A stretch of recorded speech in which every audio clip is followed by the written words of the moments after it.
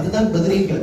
இன்னைக்கெல்லாம் பத்ரு சஹாபாக்களை ஏன் கூப்பிடுறீங்க அப்படிங்கிற மாதிரி ஒரு சில பேர் பேசுறாங்க. வலில்லாஹில் இஸ்ஸத்து வலி ரசூலிஹி வலி முஃமினீன வலாக்கின்னல் முனாஃபிகீன லா யஅலமூன்.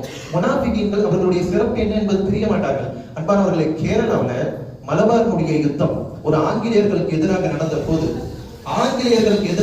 போது கடுமையான அடியை பெறுகிறார்கள், தாங்க முடியவில்லை. அந்த மலபார் யுத்தத்திலே பங்கேற்றவர்கள் எழுதுகிறார்கள், ஓ பத்ரீன்களே, உங்களுடைய உதவி எங்களுக்கு வேண்டும் என்று கேட்ட போது அல்லாஹ் தஆலா அவர்களை வெற்றி பெற செய்தார். பத்ர் சஹாபாக்களுடைய அந்த பவர் என்பது சாதாரணமான பவர் கிடையாது. இன்னைக்கெல்லாம் நம்ம நிறைய பேர் பயான்லாம் கேட்டு எல்லாம் பிரியாணிலாம் சாப்பிட்டு முடிச்சுட்டு கிளம்பிடுறோம். பொதுவாகவே பத்ர் சஹாபாக்களுடைய அந்த 313 இஸ்முகள், அந்த இஸ்முகளை கேட்டு நீங்கள் துஆவை கேட்டு பாருங்கள், நிச்சயமாக அல்லாஹ் தஆலா கபூல் செய்யாமல் இருக்க மாட்டார்.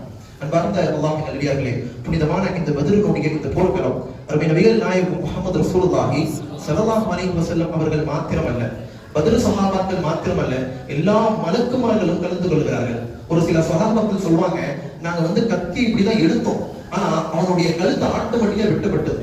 காரணம், மலக்குமார்கள் அங்க வேலை செய்யறாங்க. மலக்குமார்களுடைய வேலை அங்கே நடக்கிறது. மலக்குமார்கள் மட்டும் அல்ல, அல்லாஹ் தஆலாவே உதவி செய்தார். அல்லாஹ் தஆலா காலையில ஃபஜ்ருக்கு அப்புறம் போர் நடக்குது.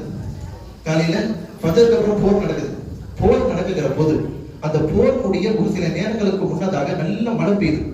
எதிரிகளுடைய அந்த இடம் மட்டும் சற்றே சருகுதலாக மாறிவிட்டது.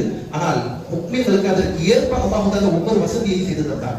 அல்லாஹ் தஆலா அந்த அருள்மறை திருக்குர்ஆனிலே கூறுகிறார், நபியே, நீங்கள் மண்ணை எடுத்து வீசுவீர்கள், ஆனால் அந்த மண்ணை ஒவ்வொரு எதிரிகளுடைய கண்ணில் சேர்த்தது நான் தான்.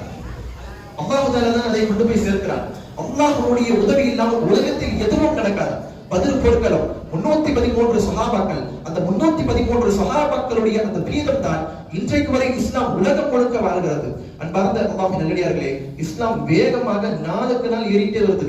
ஒரு சில நாடுகளுடைய பிரசிடென்ட் தலைவர்கள் எல்லாம் அவர்கள் இந்த இஸ்லாத்தின் மீது உண்டான அந்த ஒரு பொறாமையின் காரணமாக இது இஸ்லாமிய நாடாக மாறிவிடுமா என்று பயப்படுகிற அளவுக்கு இஸ்லாம் வேகமாக இந்த உலகத்தில் வாழ்ந்து வருகிறது. காரணம், அதற்கு பதிலீங்கள் தான்.